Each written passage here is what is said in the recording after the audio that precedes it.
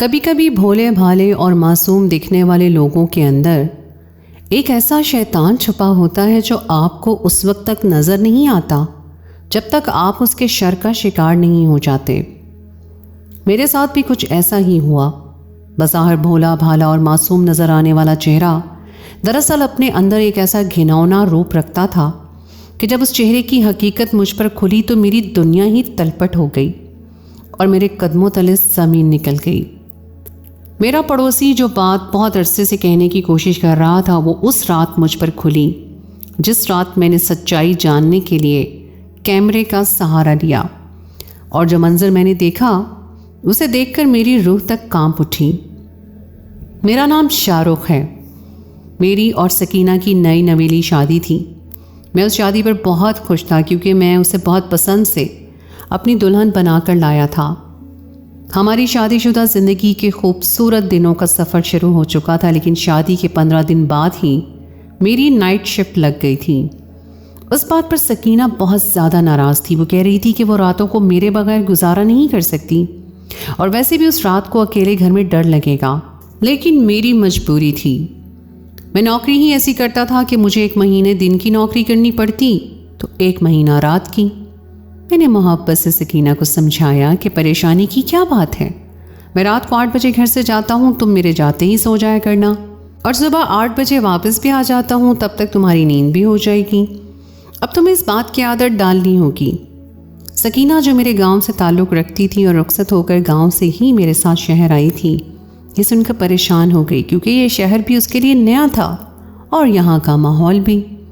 उसने तो कभी गांव से बाहर कदम नहीं रखा था। शहर आकर तन्हा रात को मेरे घर में रहना उसके लिए बहुत ही मुश्किल था। मैंने प्यार से उसे समझाने की कोशिश की, देखो सकीना, अगर तुम खुद को इस माहौल में ढालने की कोशिश करोगी तो आसानी से ढल जाओगी, नहीं तो मजबूरन मुझे तुम्हें वापस गांव भेजना होगा और फिर मैं 6 महीने के बाद तुमसे मिलने आ सकूँगा। ये बात सुनकर सकीना घबरा गई थी कि कहीं मैं उसे वापस गाँव ही न भिजवा दूँ। वो मुझे छोड़कर गांव नहीं जाना चाहती थी, इसलिए फ़ौरन मान गई और कहने लगी, शाहरुख, मैं आहिस्ता आहिस्ता आदत डाल लूँगी। ये सुनकर मैंने भी सुकून का सांस लिया था क्योंकि सकीना के यहाँ आने से मेरी भी बहुत सी परेशानियाँ दूर हो गई थीं। कम से कम मुझे घरदारी से तो निजात हासिल हुई थी और सबसे बढ़कर ये कि मैं सकीना से मोहब्बत करने लगा था और उसके बगैर अब मेरा गुजारा मुश्किल था। मेरी नाइट ड्यूटी शुरू होकर तकरीबन 5-6 दिन हो गए थे और उन 5-6 दिनों में सकीना ने मुझसे रात की तन्हाई या अकेलेपन की कोई शिकायत नहीं की थी। मैं खुश था कि वो बहुत जल्दी उस माहौल में ढल गई है और उसे मेरी नौकरी की भी आदत हो गई है, लेकिन मुझे क्या मालूम था कि आगे क्या होने वाला है। ये मेरी नाइट शिफ्ट का 10वां दिन था जब मैं काम से बाहर थका हारा बाइक से उतरकर घर के अंदर दाखिल होने ही वाला था कि मेरे हमसाए रेहान ने मुझे आवाज़ देकर रोक लिया। उसकी आवाज़ सुनते ही मुझे कोफ्त का एहसास होने लगा था। उसे हमेशा पीछे से ही आवाज़ देने की आदत थी और इसी बात पर मुझे गुस्सा आता था और उस वक्त तो मेरा किसी से बात करने को दिल भी नहीं जा रहा था। मैं एक कंपनी में गार्ड की नौकरी करता था और सारी रात मुझे चौकस रहना पड़ता था। एक पल के लिए भी नींद नहीं होती थी। उस वक्त भी मैं थकन से चूर था। मैंने बहुत ही मुश्किल से पलटकर रेहान की तरफ देखा। वो तेज़ी से मेरी तरफ चला आया और बात करने के बजाय अपनी उंगलियों को मरोड़ने लगा। अब कह भी दो, आखिर क्या बात है। उसे यूं हिचकिचाता देखकर मुझे मज़ीद गुस्सा आने लगा। जून की गर्मी थी और सुबह के 8 बजे सूरज सवा नेज़े पर था। रेहान कहने लगा, शाहरुख भाई, मेरी बात का बुरा ना मानिएगा, लेकिन मेरे घर में जवान बहनें हैं और रात के जिस तरह की आवाज़ आपके घर से आने लगती है कुछ अच्छा नहीं। रेहान की बात सुनकर मैं कुछ चौंक गया। मेरे घर से रात को कैसी आवाज़ आती है? मुझे उसकी बात बिल्कुल समझ ही नहीं आई थी। रेहान ने एक नज़र मेरे चेहरे पर डाली और फिर नज़र झुका गया और कहने लगा, आप शादीशुदा हैं, समझदार इंसान हैं, मैं ऐसी बात करता अच्छा नहीं लगूंगा। बेहतर यह है कि आप ही एहतियात का दामन थाम लें। मैंने रेहान से कहा कि कुछ ढंग से बताओ, आखिर क्या कहना चाहते हो। मुझे इस तरह का रेहान का सुबह सवेरे मुझे रोक कर इस किस्म की बात करना समझ में नहीं आ रहा था। पता नहीं रेहान किस किस्म की आवाज़ों की बात कर रहा था। रेहान शर्मिंदगी से कहने लगा कि आपकी और भाभी की आवाज़ों की बात कर रहा हूँ। जिस तरह की चीखों की आवाज़ें आती हैं उससे हमारे घर के माहौल पर बहुत बुरा असर पड़ रहा है। रात के सन्नाटे में इस तरह की आवाज़ें साफ सुनाई देती हैं। दरअसल आपके और हमारे घर के दरमियान एक ही दीवार है। रेहान की बात सुनकर मेरी आंखें हैरत से फैल गईं और मैंने गुस्से से कहा कि यकीनन तुम्हें कोई गलत फहमी हुई है। मेरे घर से रात को ऐसी कोई आवाज़ नहीं आती। मैं तो नाइट ड्यूटी पे जाता हूँ और मेरी नई नवेली दुल्हन घर पर अकेली होती है। मेरी बात सुनकर रेहान भी हैरान हुआ। कहने लगा, नहीं शाहरुख भाई, मैं झूठ क्यों बोलूँगा। मुझे तो आपके ही घर से आवाज़ें आती हैं और ये बात सिर्फ मैं ही नहीं बल्कि मेरी अम्मा ने भी कही है। इसीलिए आज आपको देखकर मैं ये बात करने के लिए चला आया। मुझे समझ ही नहीं आ रहा था कि उसकी ऐसी बात पर मैं कैसे रिएक्ट करूं। ये मुमकिन ही नहीं था। यकीनन उसे कोई बड़ी गलतफहमी हुई थी, लेकिन उस वक्त मुझ में तकरार की हिम्मत नहीं थी और वो भी शायद जल्दी में था, इसलिए फ़ौरन लौट गया। मैं उसकी बात को सोचता हुआ घर के अंदर दाखिल हुआ तो सकीना गहरी नींद औंधे मुंह पड़ी सो रही थी। उस पर नज़र पड़ते मुझे उसकी मासूमियत पर प्यार आने लगा। वो मेरे नज़दीक गांव की एक सीधी सादी लड़की थी जिसे शहर की हवा छू के भी नहीं गुजरी थी। मैंने किसी शहर की लड़की में ऐसी सादगी और मासूमियत नहीं देखी थी और यही वजह थी कि मैं गांव जाकर शादी कराया था। जैसे ही मैंने सकीना के बालों को छुआ तो वो घबरा कर उठ बैठी और मुझे देखकर मुस्कुरा उठी। अचानक मुझे रेहान की बात याद आई तो मैंने सकीना से पूछा कि रात को घर में कुछ गड़बड़ तो नहीं हुई। मेरी बात सुनकर उसने इनकार में सर हिला दिया तो मुझे यकीन हो गया कि रेहान को कोई गलतफहमी हुई है। वह सारी रात का थका हुआ था, बिस्तर पर पड़ते ही सो गया और सकीना अपने घर के कामों में मसरूफ़ हो गई। उसे सवेरे ही उठ जाने की आदत थी और दोपहर के वक्त मेरी आंख खुली तो सकीना कमरे में मौजूद नहीं थी। उसे ढूंढते ढूंढते मैं छत पर पहुंच गया। भरी दोपहर में वो छत पर थी। जैसे ही मैं छत पर पहुंचा तो वो हड़बड़ा कर कहने लगी कि आप उठ गए थे तो मुझे आवाज़ लगा दी होती। मेरे पीछे यहाँ तक क्यों चले आए। मैंने हैरानगी से पूछा कि इतनी गर्मी में तुम यहाँ क्या कर रही हो। सकीना ऐसे ही मुस्कुराकर कहने लगी कि सब्ज़ी वाले को देख रही थी ताकि कुछ सब्ज़ी खरीद लूँ। ये कहकर वो मेरा हाथ पकड़कर तेज़ी से नीचे चली आई। उसके अंदाज और उसकी ये बात मुझे बिल्कुल समझ नहीं आई थी क्योंकि सब्ज़ी तो मैं उसे खुद ला कर देता था।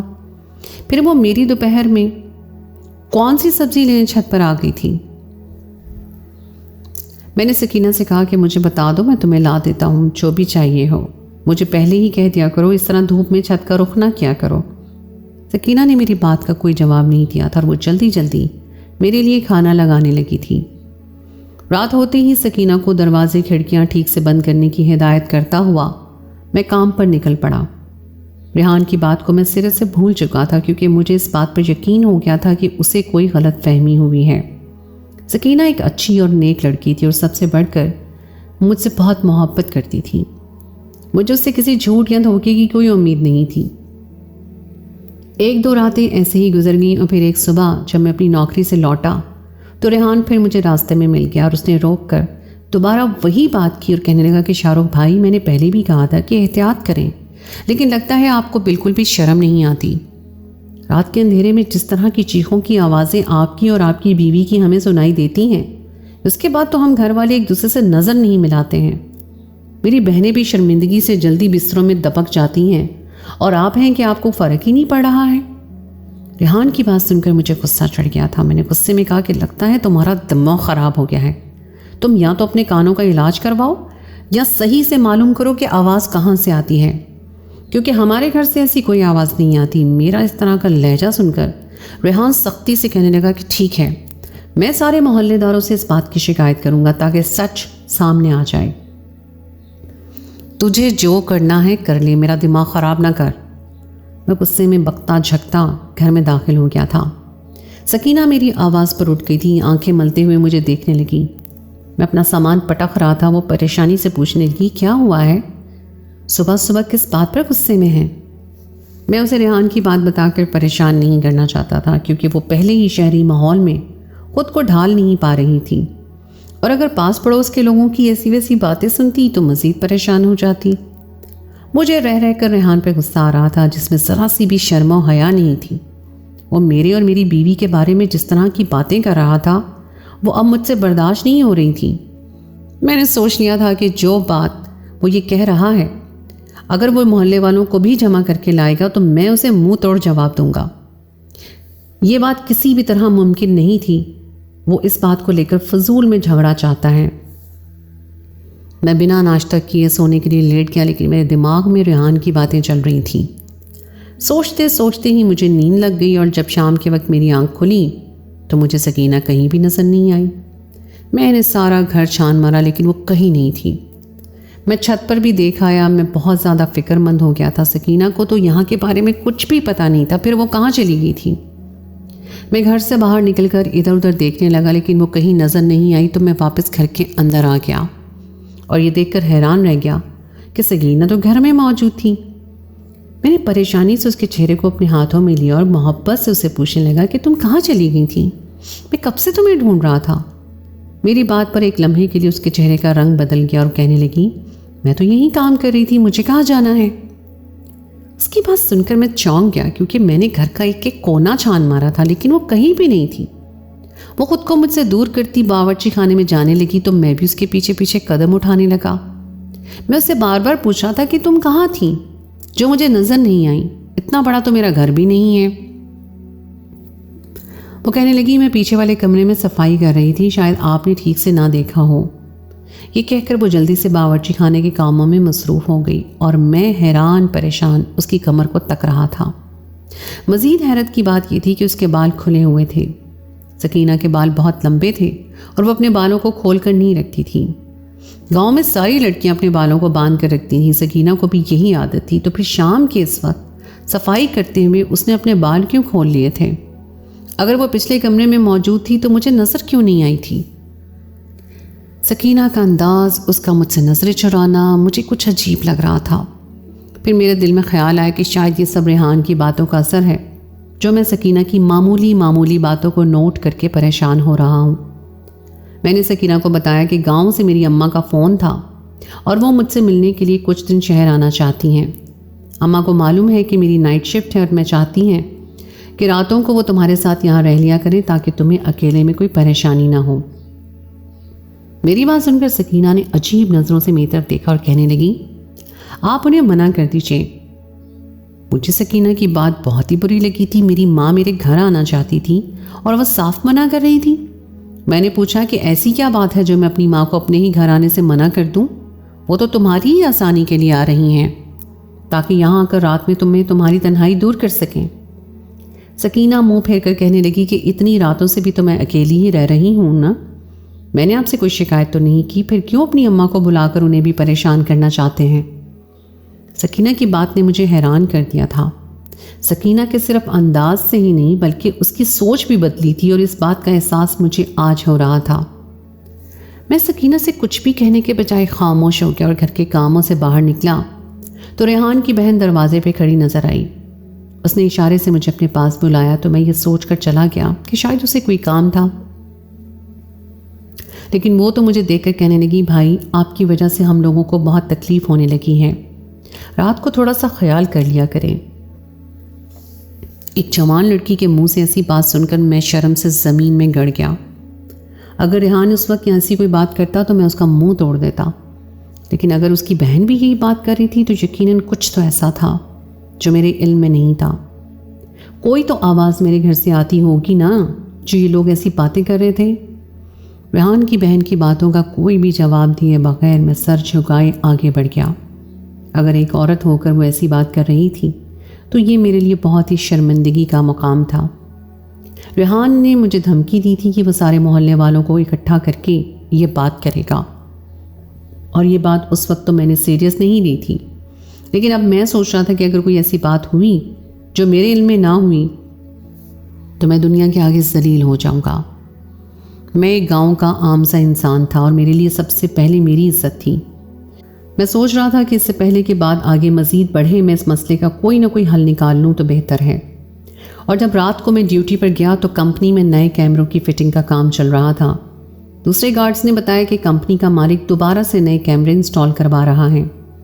ये बात सुनकर अचानक ही मेरा दिमाग काम करने लगा और मैंने वहाँ कैमरे इंस्टॉल करने वाले लोगों से बात की तो उनमें से एक ने मुझे बताया कि किस तरह एक छोटा सा कैमरा सबकी नज़रों से छुपा कर दीवार में नस्ब किया जा सकता है।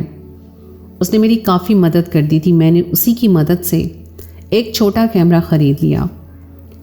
उन कुछ ही दिनों में सकीना मुझसे काफ़ी खिंची हुई रहने लगी थी।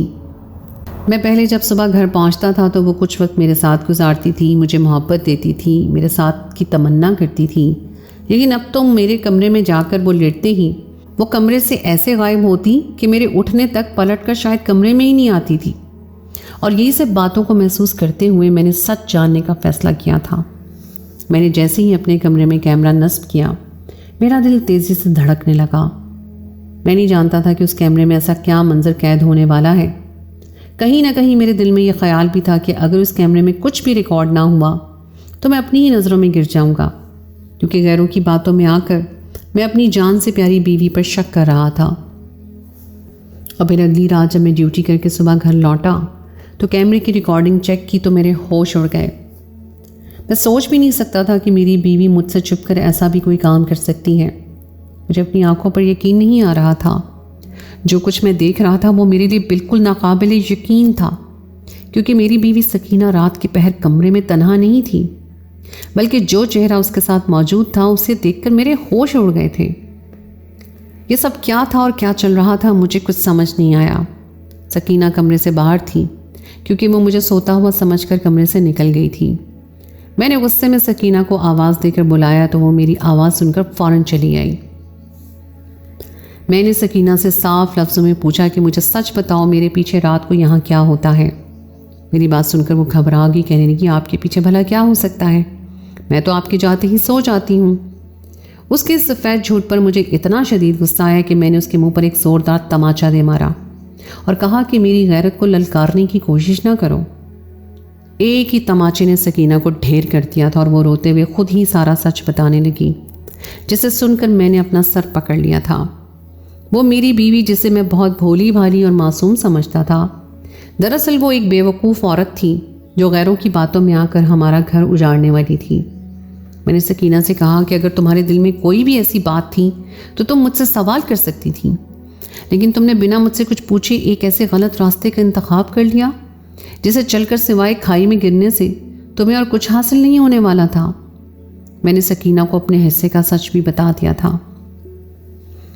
सकीना नज़रें चुराकर मेरे कदमों में बैठ गई, कहने लगी मुझसे गलती हो गई, मुझे माफ़ कर दीजिए।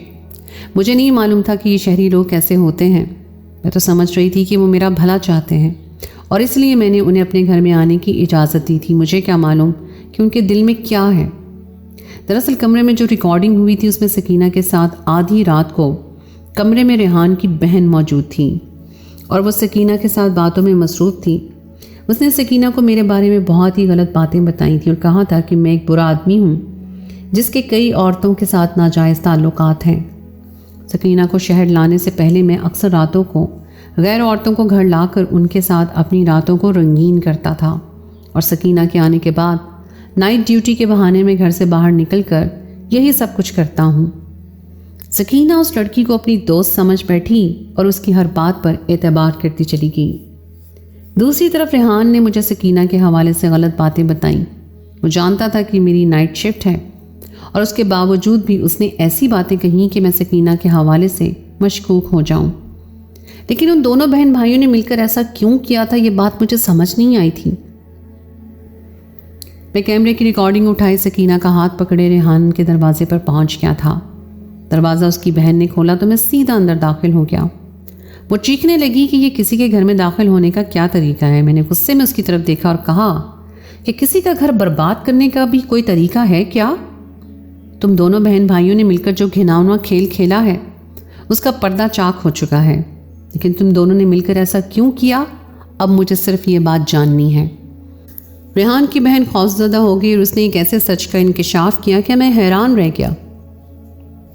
मुझे इस मोहल्ले में रहते हुए काफ़ी अरसा हो चुका था। मैंने ये मकान ख़रीदा हुआ था और ये मकान रेहान के मकान के बिल्कुल बराबर में था। रेहान चाहता था कि वो मेरा घर ख़रीद कर उसे अपने घर के साथ मिला ले, लेकिन बहुत पहले जब उसने मुझसे ये बात कही थी तो मैंने उससे साफ इनकार कर दिया था, क्योंकि ये मकान मैंने सस्ते दौर में ख़रीदा था और अब इतने पैसों में मकान आना मुमकिन नहीं था। ये बात इतनी पुरानी हो चुकी थी कि मेरे जहन से भी निकल गई थी। और जब मैं शादी करके सकीना को यहाँ लाया तो उन लोगों को इस बात का अंदाज़ा हुआ कि अब मैं कभी पलट कर गाँव नहीं जाऊँगा, क्योंकि मैं अपनी बीवी को भी शहर ले आया हूँ। इसलिए उन्होंने सोचा कि मेरी शादीशुदा ज़िंदगी को बदतर बनाकर मुझे यहाँ से भगा दिया जाए। वो जानते थे कि मैं गांव वाला हूँ, अपनी बीवी को किसी सूरत नहीं छोड़ूंगा, और अगर उसे वापस गांव भेजूंगा तो मेरा यहाँ अकेले रहना मुश्किल हो जाएगा। रेहान मोहल्ले वालों को जमा करके झूठी चीखों के किस्से सुनाएगा और हमें बदनाम करके यहाँ से निकलवा देगा, और हर तरह से हमें जिच करना चाहते थे ताकि हम किसी भी तरह इस घर को छोड़कर चले जाएं। और एक दो दफ़ा तो मैं यही सोचा था कि मैं सकीना को वापस भिजवा देता हूँ और ख़ुद इस घर को छोड़कर कंपनी के क्वार्टर में शिफ्ट हो जाता हूँ, लेकिन खुदा का करना ऐसा हुआ कि सारा सच खुलकर सामने आ गया। ये सब उन दोनों बहन भाइयों का शर था। रेहान की भोली भाली बहन दरअसल एक मक्कार औरत थी जो अपने भाई का साथ दे रही थी, और मेरे घर को ख़रीदने के लिए उन लोगों ने बहुत ही गंदा मंसूबा बनाया था। मैंने रेहान और उसकी बहन को तनबीह की कि आइंदा मुझसे और सकीना से दूर रहें, और अगर हमारे घर पर नज़र भी न डालें, वरना मैं पुलिस में उनकी शिकायत कर दूंगा। मैंने मोहल्ले की कमेटी को बुलवा कर रेहान की हरकतों के मुतालिक आगाह कर दिया था ताकि वो मुस्तकबिल में ऐसी कोई गलत हरकत ना कर सके। सकीना मुझसे बहुत शर्मिंदा थी। मैंने उसे मोहब्बत से समझाया कि तुम गांव की सीधी सादी लड़की हो और शहरी लोगों को अपनी तरह ना समझो। सकीना ने मेरी बातों को अपने पल्लू से बांध लिया था और वादा किया था कि वो आज के बाद दूसरों की बातों में नहीं आएगी। तो दोस्तों, ये थी मेरी आज की कहानी। उम्मीद है आपको आज की कहानी पसंद आई होगी। कहानी अच्छी लगे तो उसको लाइक ज़रूर कीजिए, अपने दोस्तों के साथ शेयर कीजिए, और अगर आपने अभी तक मेरे चैनल को सब्सक्राइब नहीं किया तो उसको फ़ौरन सब्सक्राइब कर लीजिए। साथ ही लगे हुए बेल के बटन को भी प्रेस कर दें ताकि आपको मेरी आइंदा आने वाली कहानी का नोटिफिकेशन फ़ौरन मिल सके। अगली कहानी तक के लिए मैं आपसे इजाज़त चाहूँगी। खुदाए पैमान।